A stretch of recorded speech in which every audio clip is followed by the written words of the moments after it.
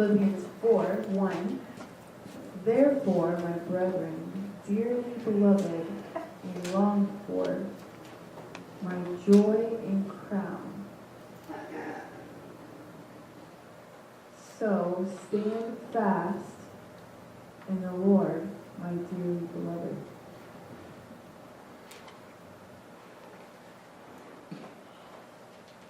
So we've been talking about joy, and we will see our memory verse 4 today. We've been talking a lot about joy and joy to the world. And now that it's Christmas time, people tend to think about, what do people tend to think about during Christmas time? Jesus, when he came as a baby. What else? Christmas time, what do you usually think about? Gifts, fellowship, what else? Decorations, food. I saw that, food. What else? Christmas, lights, Jesus' birth. Who went and saw, who has seen the Christmas lights? Over at Deanna Rose Farm, we recently went, our family yesterday, last night, and we saw the lights over there. It was pretty cool. We think about Santa Claus, and I said Santa Claus, alright. So Christmas. Many people have this vision of what Christmas is. Who loves Christmas time? I love Christmas.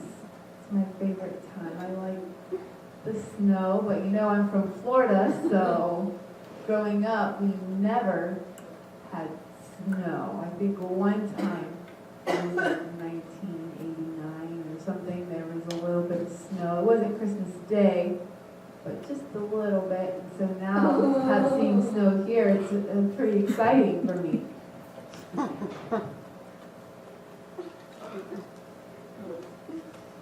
So thinking about Christmas time, I love this time. We think about joy and joy to the world. And joy, where does that come from? Joy.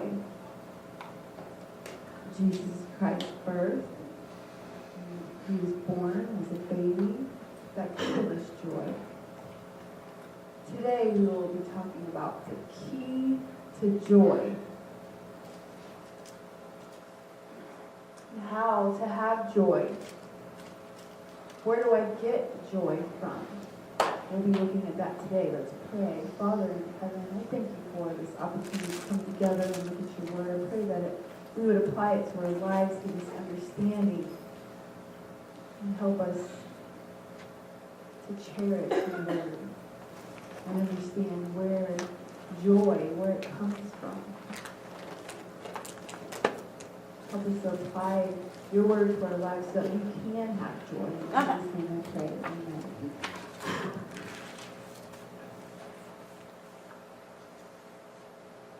Today, talking about joy, the key to joy. Where does it come from? First,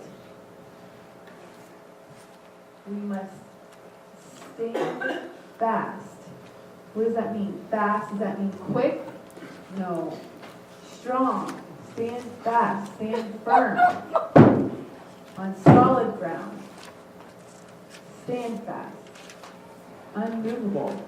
Philippians 4:1 says, therefore, my brethren, dearly beloved, and longed for, my joy and crown, so stand fast in the Lord, my dearly beloved.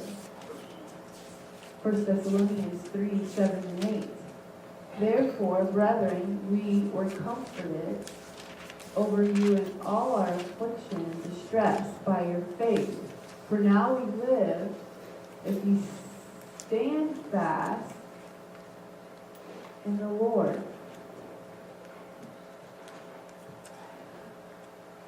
Here in this world, there's problems.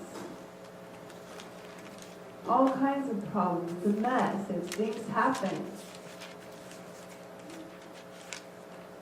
And every day we you hear bad news. There's always some bad news. You turn the TV on and there's something bad, or, oh, there's another shooting, or people are dying. You hear about terrorists and things out in the world, just bad news.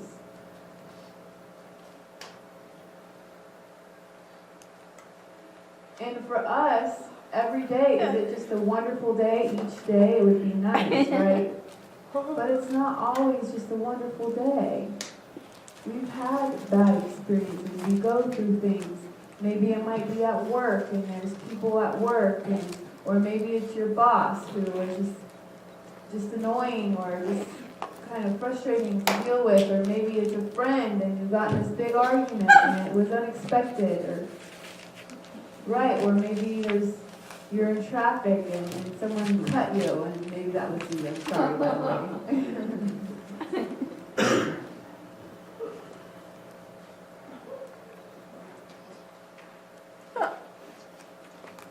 So we have bad experiences that happen. And how do we survive these things? How do we continue and go on? We have to stand fast in the Lord.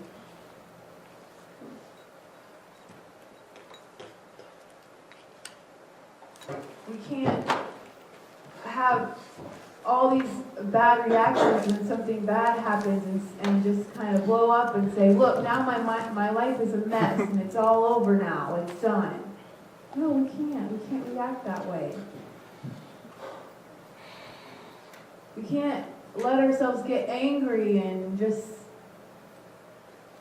blow up at someone and yell at them. We have to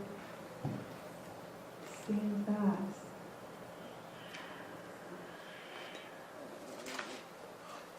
And deal with it and keep going. And now it's Christmas time and it's beautiful and nice, but wow, is it busy. People just going around doing all kinds of things. Busy. Let's not get distracted. And forget what's important. That we would stand strong in the Lord. Don't forget who saved you and who has called you, and that we are supposed to be like Christ.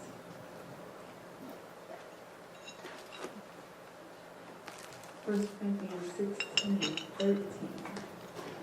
Watch, ye, stand fast in the faith. Quit you like men. Be strong. Looking at that verse, it says, quit you like men. That doesn't make sense. What does that mean? Quit you like men. It means quit being a baby. You are now like men. You're not like a kid just playing around, goofing off. No, stop. Be a man. Some of you women, you might say, oh, look, you're sexist. You see, I'm a woman. I can't be like a man. I mean, it means grow up. Grow up. Be mature. Don't play around and goof off and, oh, I don't know, and just be immature. Stop. Paul is encouraging us, believers, to stop, and it's time to grow up. Watch. Stand fast in the faith. Be strong. I'm tired of seeing Christians living a vague, a weak Christian life. We need to be strong in the Lord. Hold on to Him. If you want to be a strong Christian, you have to have a strong relationship with the Lord. Watch. Why does it say watch? What do we need to watch for?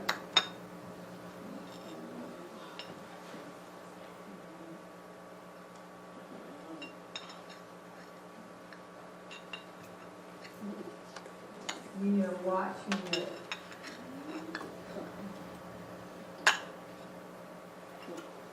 Watch out for being tempted by the world. Watch other Christians. Encourage them, lift them up. Make sure we don't get distracted and lose track. Watch for the devil. Watch out. It's a spiritual war. And Satan wants to distract us and pull us away. He wants our eyes off the Lord and to get distracted on something else. Watch. Stand fast. Don't be like a kid and get distracted. Grow up. It's time. Be strong. Galatians 5:1. Stand fast, therefore, in the liberty wherewith Christ hath made us free, and be not entangled again with the yoke of bondage. Meaning you are free. Our church, the name of our church is Deaf Liberty Baptist Church. Liberty means what? Freedom. Meaning I'm no longer entangled by the sins of the world, and I don't have to be a slave to Satan, but I am free. Amen? We have liberty in Jesus. We are not enslaved to sin, in bondage to sin. Let me ask you, do you live that way? Are you still in bondage to sin? Still have addictions or temptations that can distract you? Or do you have freedom? If we stand fast, we can have that liberty. We don't have to have that yoke. Like how the rams, the oxen, they have the yokes that they have to be yoked together. We don't have to have that. We can be free. We don't have to be yoked to Satan, but have freedom. Stand fast.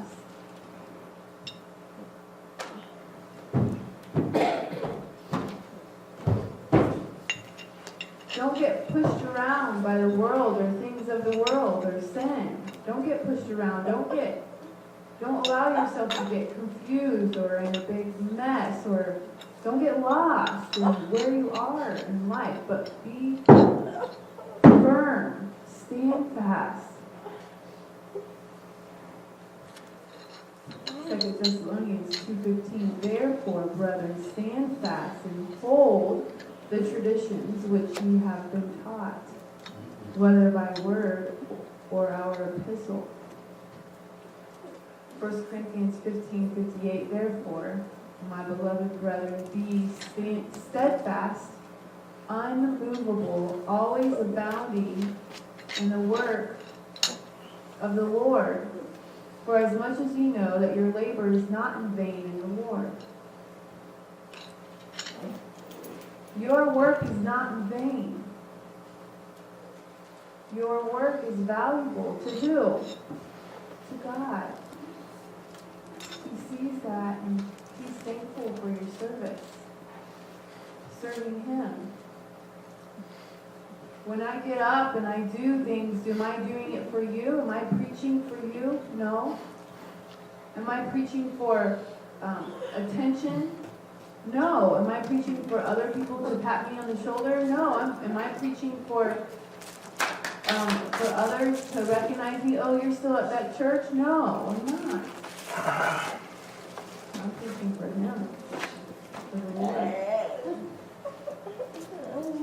should be the same for your life. When you get up in the morning and you go to work, why are you going to work? Is it for money?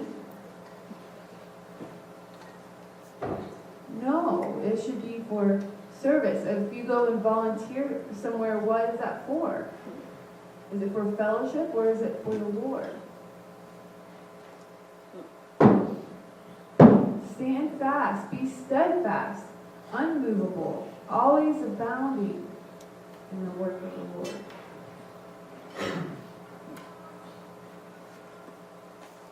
Stand fast. There are many things that can knock you down. Hold on to the one who holds you.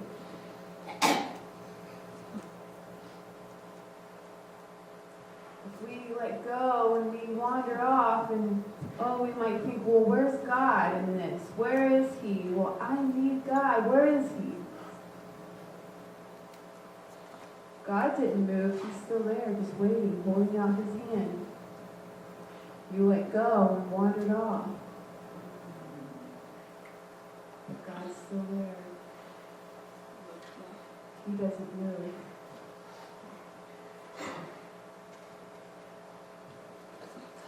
Maybe your life today, maybe you are feeling overwhelmed and you feel like you're getting knocked around and it's one thing after another and you feel like you don't know what you're going to do. I'm telling you, go back to God and hold on tight to Him. And once you get there, stay. Don't move. Stand fast. Hold on to the Lord. First, stand fast. Second, prayer and thought life.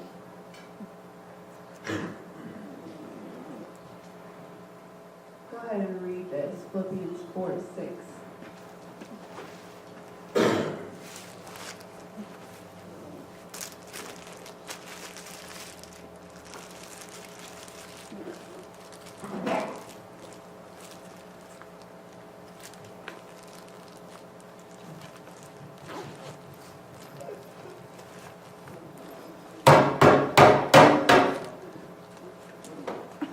Verse 4, remember, says, rejoice in the Lord always, and again I say rejoice.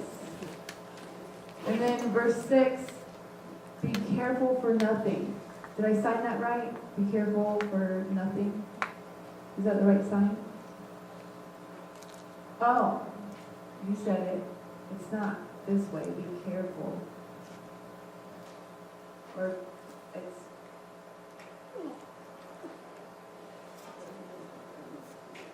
meaning be full of care. No, you don't need to worry.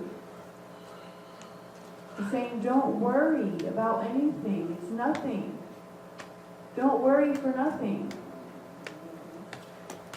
Well, you might say, well, I have concerns. I have these worries. I have these plans, these things that have to get done.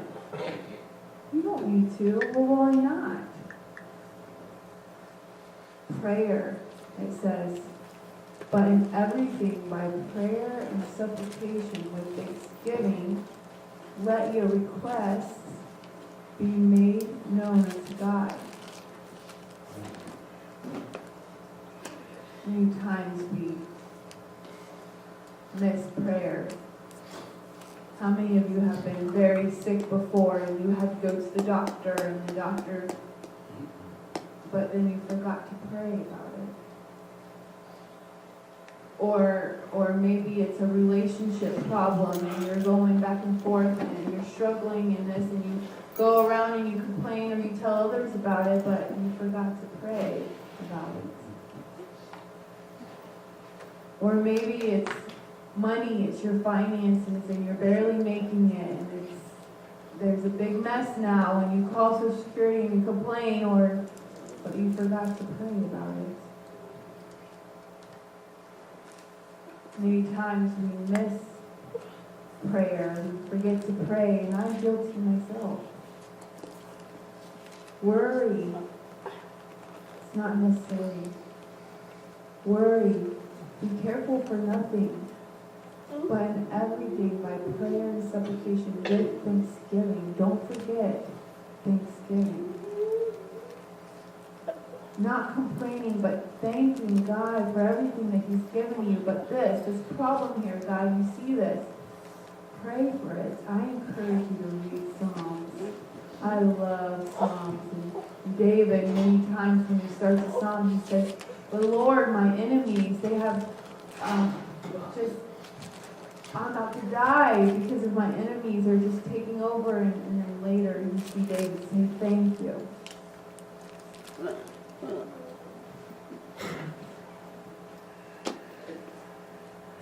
Well, just to let you know, I have a kids class in the back if you just want to take your kids back there.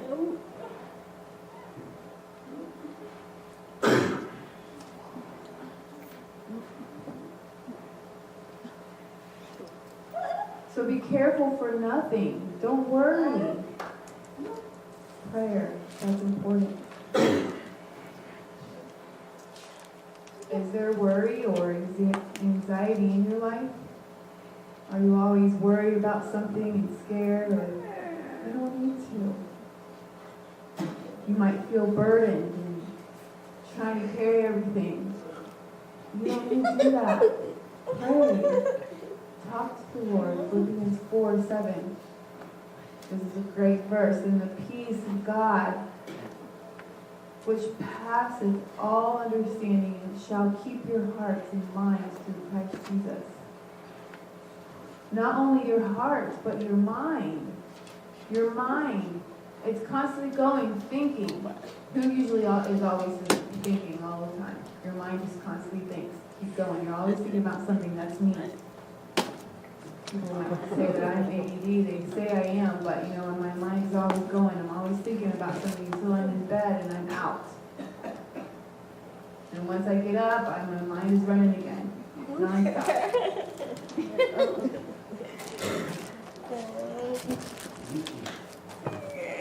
The peace of God. God can give you peace. I need peace in my life. I need joy in my life. Peace, joy. How? Pray. Have a relationship with the Lord.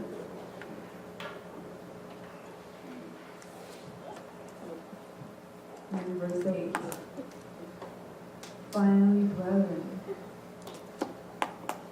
whatsoever things are true, whatsoever things are honest, whatsoever things are just, whatsoever things are pure, whatsoever things are lovely, whatsoever things are good report, if there be any virtue, if there be any praise, think on these things.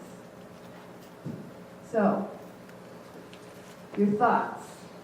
What do you think about? What do you think about? Go ahead, tell me. What do you usually think about? What do you think about? Not getting distracted.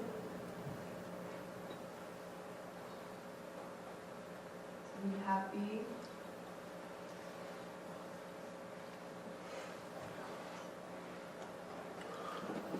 Responsibilities, things to do, money.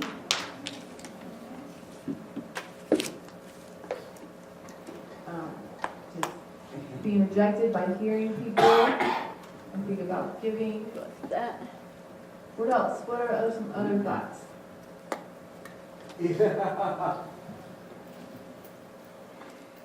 Think about enemies.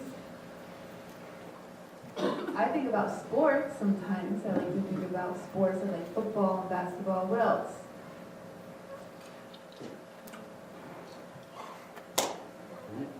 Okay, so now, is it true?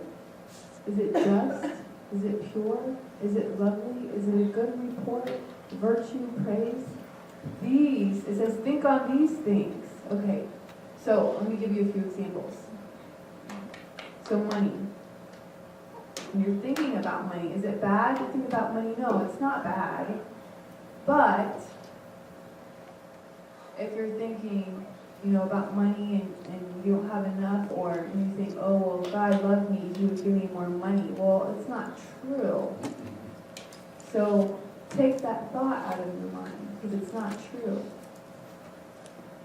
Or maybe you're thinking about a girl that you saw at work today and what she was wearing, and you think about that. Is that lovely? Is that pure? No. Or maybe you're thinking about you're wanting to steal something from work and you're trying to think and plan how it might work out. But is that right? Is that honest? Is that just? Or maybe you're thinking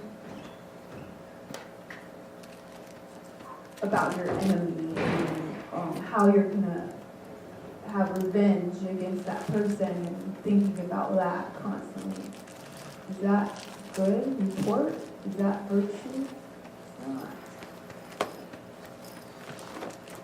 Or maybe you're thinking about killing yourself. Is that lovely? Is that praise? It's not. Maybe you're thinking, oh, I'm so lonely and isolated. Is that true? It's not. God is always with you. So these thoughts and things, they don't go with what is right and true and just and pure and lovely and virtuous and praise. If it's not these things, then you need to remove all those thoughts and get rid of them. You can change your thought life. You can. How do I know? Because I've done it myself. You can change your thought life. You can change it. You can. Think about the right things, what's true and honest. And focus on trying to get rid of those thoughts. And the Bible says that take those thoughts captive and get rid of them. Think on what is honest and just.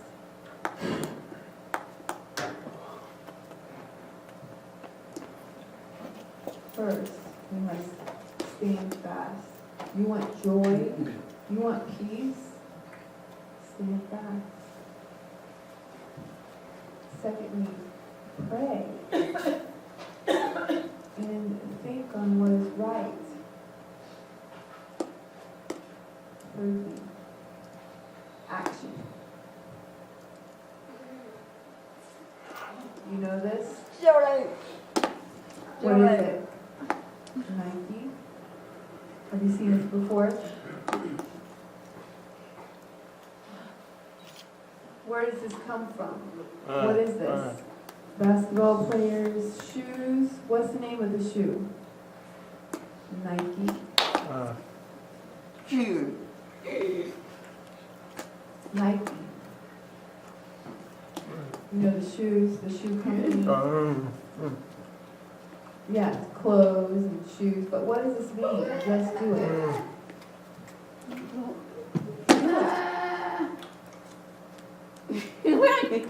Stop.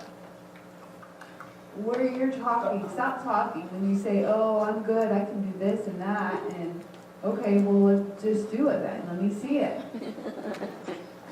You talk and you say all these things and you discuss and you plan and you, oh, I'm going to do all this, and then, oh, okay, just do it. Philippians 4:9. Those things which you have both learned and received and heard and seen in me do,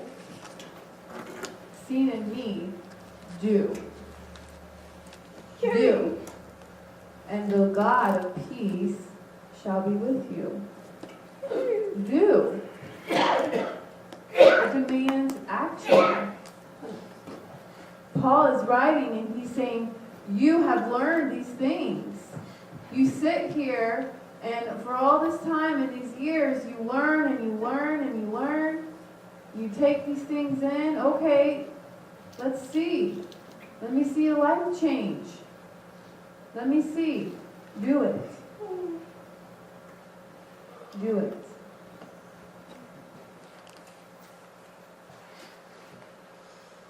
I could preach every Sunday and Wednesday until Jesus comes again. I could. And if you do nothing, it's a waste of my time. Waste.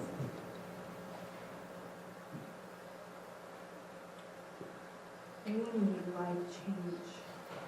I need life change. If there's no life change, what's the point?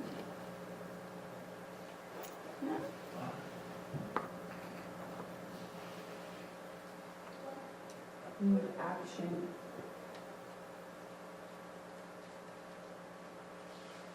I like action movies. Do you like action movies? Let me think of one.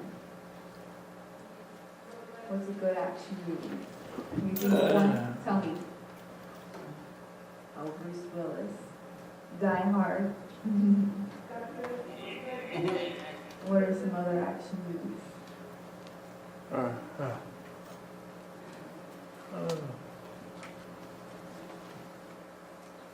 The Guardian. Okay. John Wayne. The old cowboy. The action movies. Back in the day. No, I like action movies. Why? Because it keeps your attention and you want to see what happens next, and it's there's so much going on and you see bombs or whatever. I like action movies. I like that. Because there's always something going on. Action. And that's the same with us. We need to do.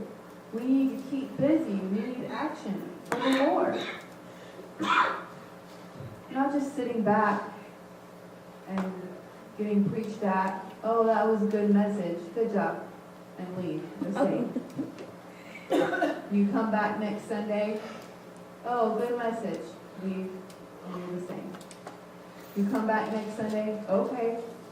Come on. Let me see some action. Just do it. Just do it. I encourage you. I challenge you to do it. It's time to make a change in your life. And stop just talking about it. Talk is cheap. Do it. You want joy in your life? You want a relationship with God and be excited and have peace? Maybe you're thinking about yourself and your life. Are you standing firm? Are you standing strong? When the world around you seems to distract you, are you standing strong? Are you resisting?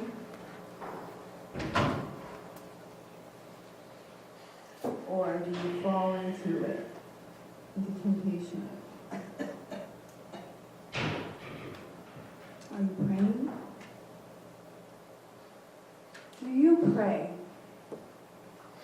I mean, do you pray? Get on your knees and pray and talk with the Lord. Do you? You nod your head. I mean serious prayer. Conversation, talking with the Lord. Not just, oh Lord, bless my food, amen. It's not prayer. I mean, yeah, it's prayer, but I mean, deep. Where's the realness there? Do you keep your thoughts clean, pure? That's tough, you know? It's not easy. The world throws things and thoughts in our face every day, and we can just get distracted and think those things so easily, but we have to keep our thoughts clean.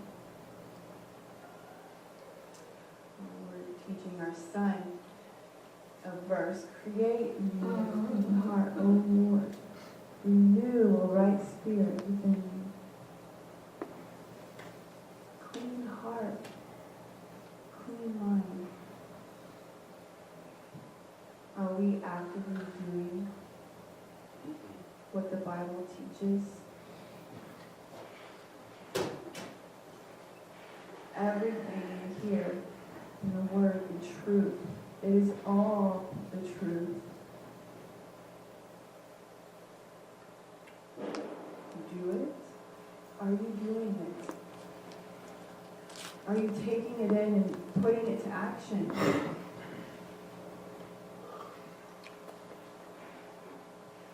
You can do this. You can. I encourage you. You can do it. I'm encouraging you. You can do it. Come say it with me. I can do it. Ready? I can do it. Again. I can do it. Can you improve? You can. Can I, as a pastor, improve? Yes, I can. We always can improve. LeBron James, one of the top basketball players in history. Does he know it all and he doesn't have to practice anymore? No, he practices every day. Why? Because there must be improvement. Must continue improving, not just stop and think, oh, I know it all, and come back and whoops. We have to keep at it. Don't stop, don't quit. Make improvements, change for the better. I encourage you, maybe you're here today and you're thinking these things and you're thinking, yeah, I need to improve, I need to change. Who here is thinking that? We all should have our hand raised. We all can improve in something.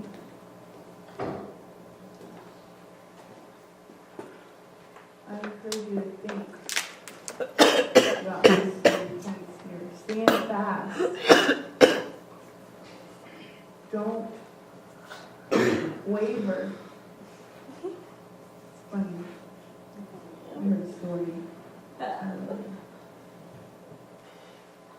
What's his son? Dwayne Holmquist.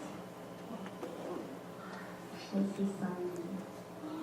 Dwayne Holmquist. He's a guy from Harvest. Oh, you're right. Science. He's from Reggie Rimple's church. It's funny. He's the assistant to Reggie Rimple, and Dwayne was telling this story. It's not my story, okay? This is Dwayne. He said, one day there was this farmer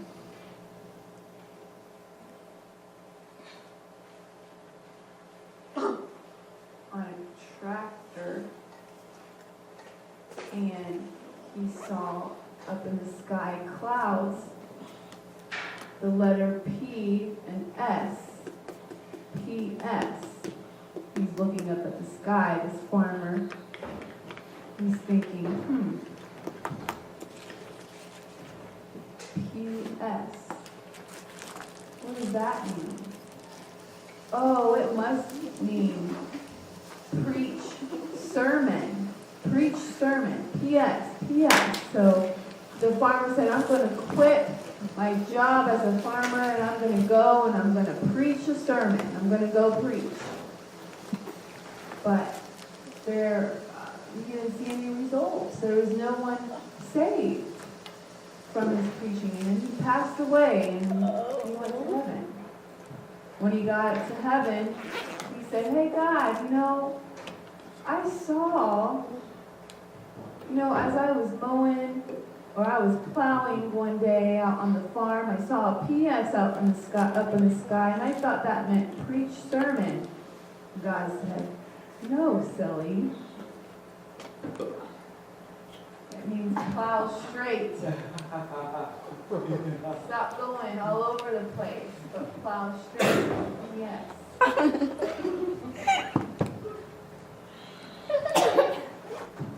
Our life is like that.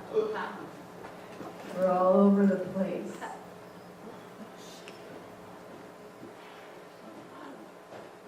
Our life, in our life, we need to stand fast, looking straight and working, and showing action for the Lord. We today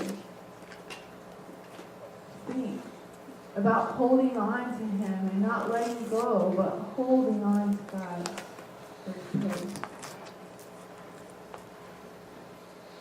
Father in heaven, I thank you for your word. Thank you for how it impacts us and make us motivated, excited for you, and bless our actions and keep us going and staying busy for you. Help us to stand fast, not waver, get distracted, but to hold on tight and to stay straight and work for you.